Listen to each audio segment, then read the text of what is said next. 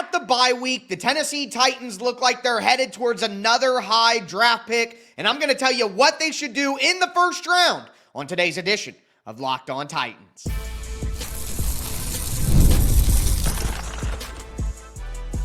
You are Locked On Titans, your daily Tennessee Titans podcast, part of the Locked On Podcast Network, your team every day. Welcome to the Locked On Titans podcast. I am your host, Tyler Rowland. Titans fans, today's edition of the Locked On Titans podcast is brought to you by Game Time. Download the Game Time app, create an account, use the code LOCKEDONNFL for $20 off your first purchase. On today's show, I am answering your mailbag questions. We're going to start with some big picture questions about the NFL draft, particularly at the top. We'll move into my plan for the Tennessee Titans when it comes to free agency and how much money they need to be spending and who they could possibly spend it on. And we'll do a little update on some of the best coaching candidates for the Titans based on what we heard this week from Titans general manager Mike Borgonzi. Before we get into all of it, do want to thank you for making Locked On Titans your first listen each and every day. Remember, Monday through Friday, Tennessee Titans content all year round, always for free. Make sure that you get subscribed, stay subscribed. It's your team every day. Shout out to my everydayers out there. Tuning in Monday through Friday. Couldn't do it without you guys. If you aren't an everydayer, you need to be one and stay locked in with the Locked On Titans podcast. But with that being said, we start with the NFL draft. What are the Tennessee Titans going to do at the top of the draft? And I got a great question from Mark Workman, and Mark basically asked, should the Titans be going on offense? Should the Titans be going on defense? Should they be going best player available? And look, we'll talk about all the different names at the top of the draft, the Bains, the Reeses, the Tysons, all the guys that do make sense. But at the end of the day, one of the big things that grinds my gears, as people like to say, one of the more frustrating things for me is to see people say the Titans need to take this position, this position, this position. First round, we take this. Second round, we take this. Third round, we take this. You cannot draft like that. You cannot say, we're taking an edge rusher, number one, we're taking a wide receiver, number two, we're taking a running back, number three, whatever, because you don't know what the value is going to be there. You're not going to pay ribeye price for sirloin just because you want a steak. You know what I mean? Like, if you go into the grocery store saying, I want a nice ribeye, that's what I want, that's what I like, and you get to the counter and all they got sirloin, you don't say, well, you know, that's the best they got, I'm going to grab it. You say, I guess I'll look for something else. I guess I'll go get chicken. I guess I'll go with ground beef. I guess I'll go with pork sausage. You know what I mean? It's a loose metaphor there, but the point is you cannot overdraft because you are locked into a specific position. So I don't have a great answer for should the Titans go offense, should the Titans go defense. I agree with the best player available at a position of need. When you're at the top of the draft, there are going to be players there at all of the positions of need that you actually have. Like, just because the Titans have a need at, tight end doesn't mean they should take one number one in the NFL draft. Like, there's so much that goes into it. It's such a nuanced discussion that I can't stand when people say, first round we take this, second round we take this. Yeah, in a perfect world, if the value was there, all of your biggest needs line up perfectly like that, but that's just not how it works. And if you get into the second round and you have the first pick in the second round, you're not going to say, hey, I'm going to take edge 11 because we need an edge, even though wide receiver 2 is on the board. Do you see what I mean? Like, I would take running back 1, like Jeremiah Love, at the top of the second round before I would take the 14th best edge rusher just because the Titans need edge. Do you see what I'm saying? So that's how I kind of view that question, Mark. But getting deeper into it, of course, the question becomes, what position would I like to see the Titans address at the top of the draft? What are the big positions? And DR Tagna says, what position would you address first in the draft, and would that depend on whether we trade out of the top 3 or 5? It absolutely depends on if the Tennessee Titans trade out, how far back they go, because I'll be honest with you, I don't think this is a very good draft class at the top of it. I don't think this is an elite draft class by any stretch of the imagination. So the Titans got to be careful with how far they go back. But right now, like I was saying, the top needs for the Tennessee Titans are edge and wide receiver. There's no question about it. Edge and wide receiver, and then I would say cornerback.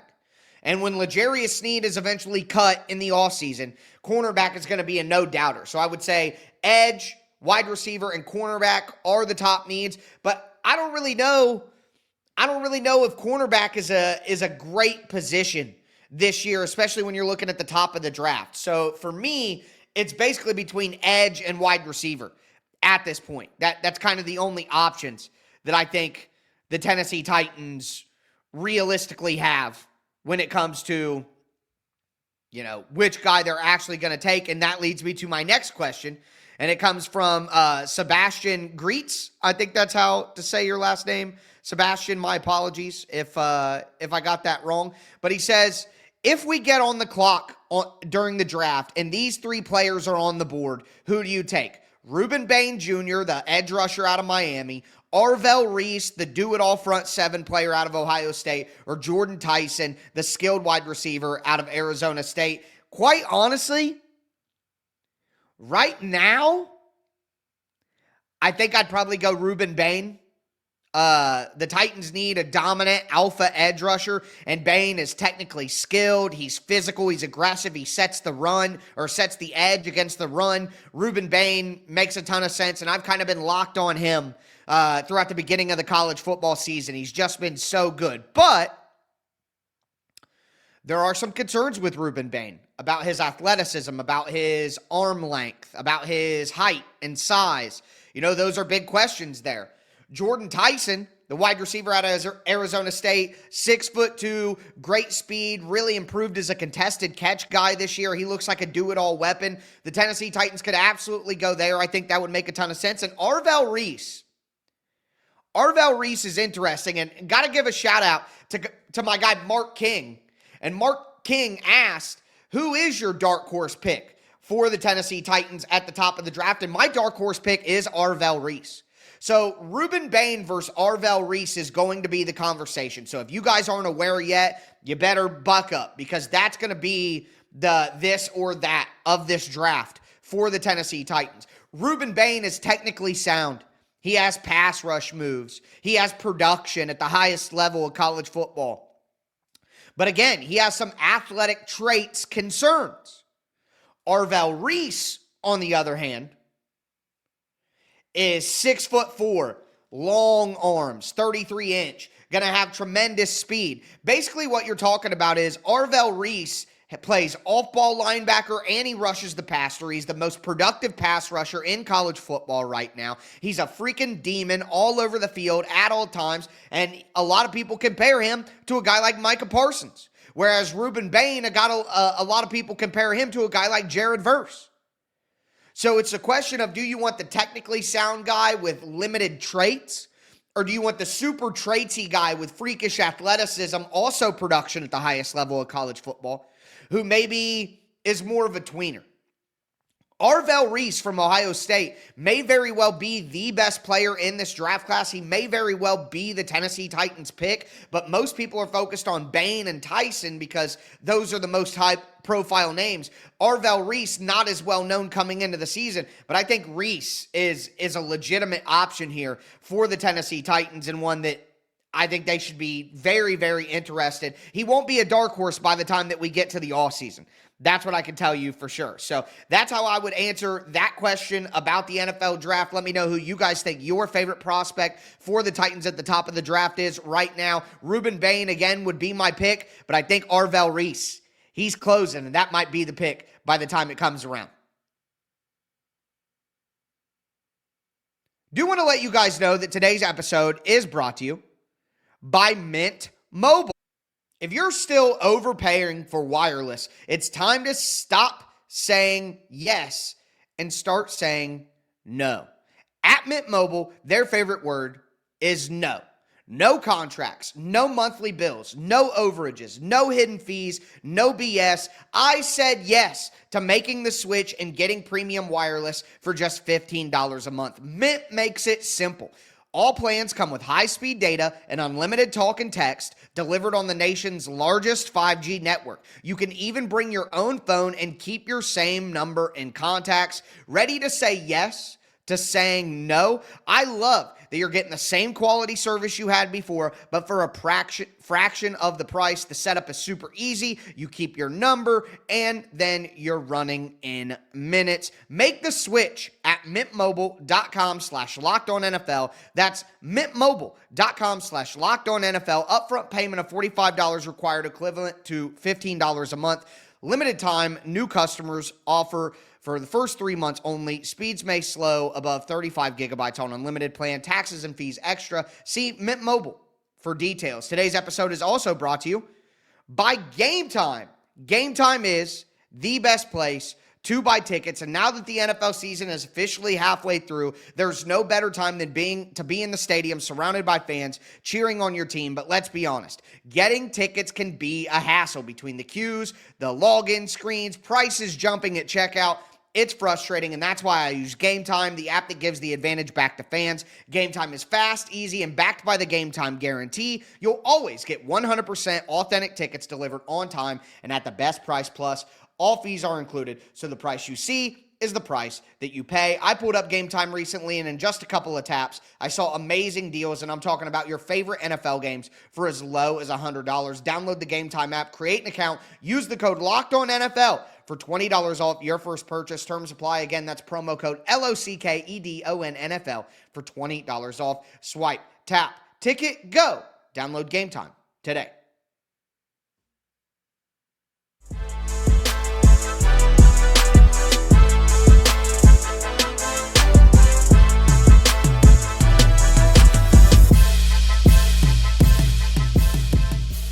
Titans fans, let's continue today's mailbag edition of the Locked On Titans podcast. We talked all about the NFL draft and the Titans' choices at the top of the draft. Now I want to move into free agency because we got some great free agency questions, and I go back to my guy Sebastian Gertz, who asks, how much money do you think the Titans spend in free agency? Me, I'm thinking 50 to 60 million range. So the Titans are looking at 80 to 90 million dollars in cap space as things stand right now. And I don't think that they're going to spend all of that, but the reality is they're probably going to have even more cap space after they cut more people. So, I think that they're going to have a great opportunity and I do want to say, Jacob Dominguez, I'm sorry, I forgot your question, asking about the top offensive and defensive prospect in the draft, and I mentioned him, Rueben Bain and Jordyn Tyson, wide receivers, so that's the answer, but I wanted to make sure that I acknowledge that your question was in there. But that's a great question. How much do they spend? And to pair that up, Ben Lambert says, how aggressive do you want to see Borgonzi be in free agency? Who are some guys that they could target? Hunter Jenkins asked, top 5 free agent targets. Any chance we go and get Tyreek Woolen? So a lot of free agency questions there.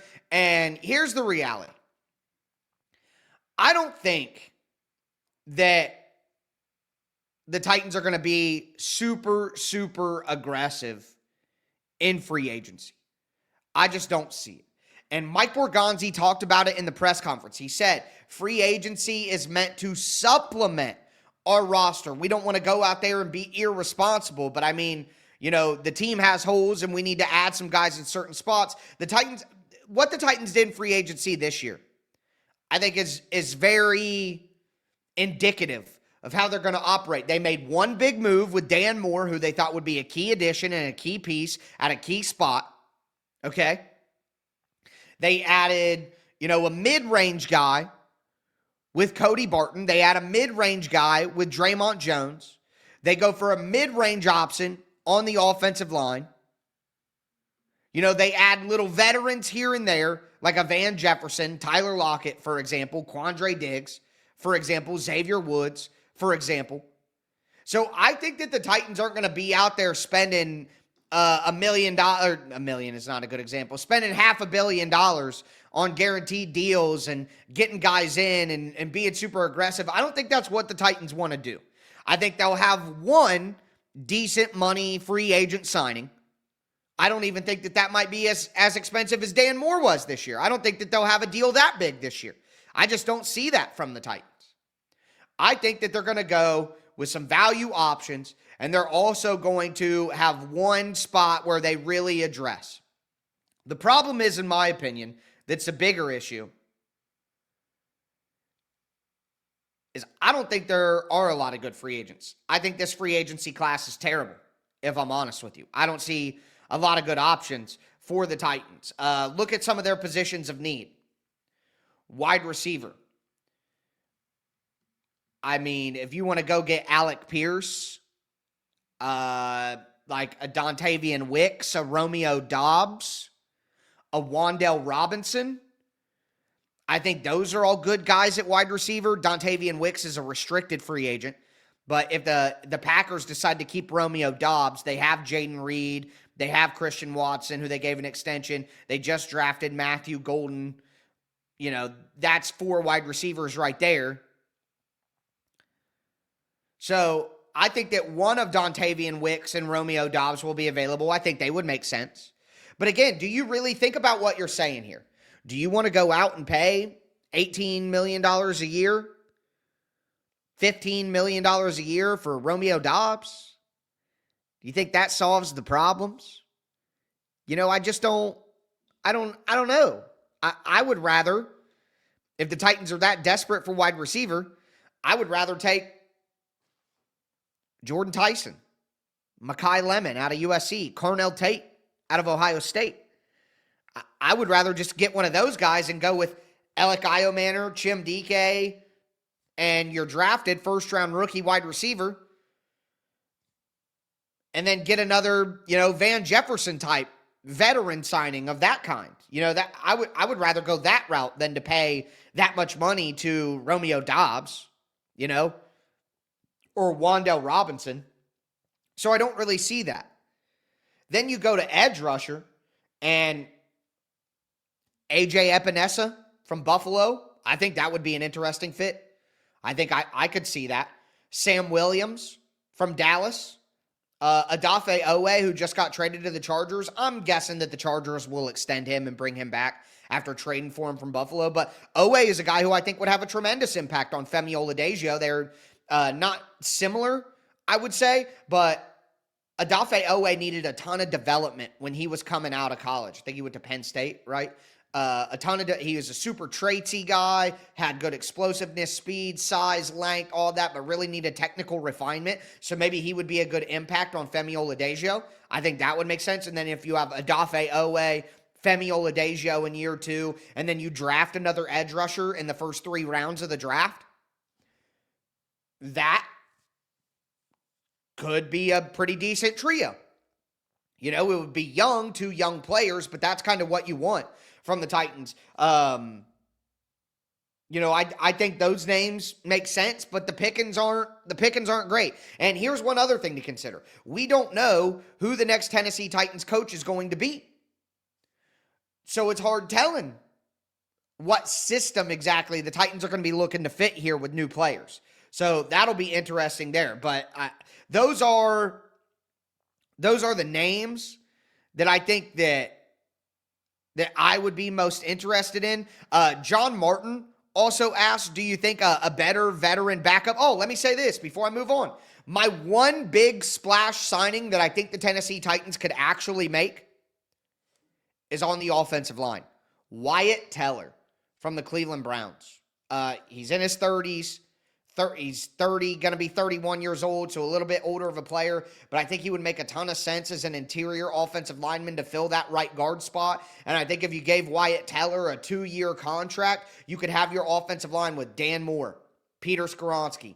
Let Cushenberry come back a year after the thing, and we'll reevaluate Cushenberry after that season.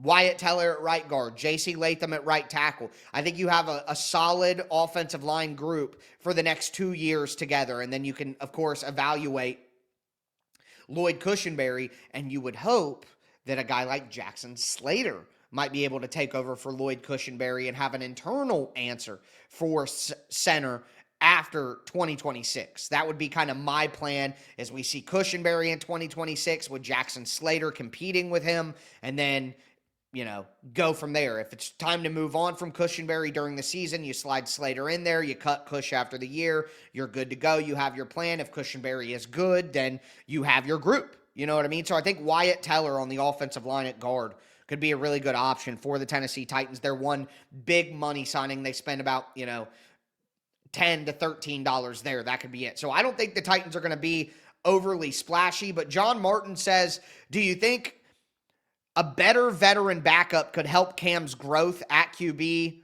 I don't know about helping his growth, but I think after this year, the Titans are going to need a new backup because Brandon Allen was just a Brian Callahan merchant, and the Titans are going to be more focused on winning games next year. So if you're trying to win more games and you don't need a Brian Callahan lackey at backup quarterback, then I would go. I wanted Jameis Winston this year, and you would think that he would not put himself in the position he put himself in this year, where he's going to be a third-string quarterback for most of the year. I think Winston would be a great option behind Cam Ward. I think that would be good for the locker room. I think that would be good for Cam Ward's spirits and keeping him up if they're losing and things like that. So, yeah, I think a better backup quarterback is a must next year. The final question in this realm is, a couple more here. Steven Richardson said, what will the team do with Levis? They bring him back. I think you trade Will Levis before the draft. I think if he's healthy and you know that he's healthy and he's cleared, I think you flip him for a 5th or 6th round pick to another team. His time here is over, if I'm honest. USFA, I think it's United States Air Force Smitty, says, why was Roger McCreary not a long-term fit? I just think that McCreary doesn't have versatility. He's a slot-only guy. He's a small guy. He's got short arms. He's not good in ball situations. And there are a lot of people philosophically out there who think that being able to produce in catch point situations and having ball production is the most important thing you can have for your secondary. So clearly I think that Mike Borgonzi feels that way and feels like paying a slot cornerback right now, high end of the market deal, doesn't make a ton of sense. So that would be my answer to that for you. The final question that I have here in this segment talking about free agency and the roster and all of that is, Franco said, do you think it's better or worse for Cam to be in a small market and not have a massive spotlight on him? I think it's better for him when times are bad, and I think it's worse for him when times are good. Because when times are good, Cam Ward's playing well, doing stuff like that, he would make a lot more money if he was doing it in a bigger market. But in a smaller market, when things are bad, you don't take as much heat. And not as many people are talking about how bad you're playing or how bad your team is. So it's a double-edged sword. And we'll see how it works out for Cam Ward. But with that being said, what about the coaches? Mike Borgonzi had an interesting quote about the coaching search. Let's talk about who my updated head coach candidate list is. Do want to let you guys know that today's episode is brought to you by Prize Picks. You and I make decisions every day, but on Prize Picks, being right can actually get you paid. Don't miss any of the excitement this sports season, whether you're following the NFL, the NBA, or both. There's no better time to jump in on the action. If you haven't tried it yet, Prize Picks is the simplest way to play. You just pick more or less on at least 2 player stats, and if you get them right, you win. It takes less than 60 seconds to make your lineup, and you can play anywhere Prize Picks operates, including California, Texas, and Georgia. I've been using Prize Picks during both football Sundays and NBA tip-offs. It keeps every game more exciting. Their new Stacks feature is a game changer. You can actually pick more on Steph Curry's points, threes, and assists, all in the same lineup. Plus, if one of your players leaves early with an injury, the injury reboot saves your lineup from a loss. Download the Prize Picks app today. Use the code LOCKEDONNFL to get $50 in lineups after you play your first $5 lineup. That's code LOCKEDONNFL for $50 in lineups after your first $5 lineup. Prize Picks. It's good to be right.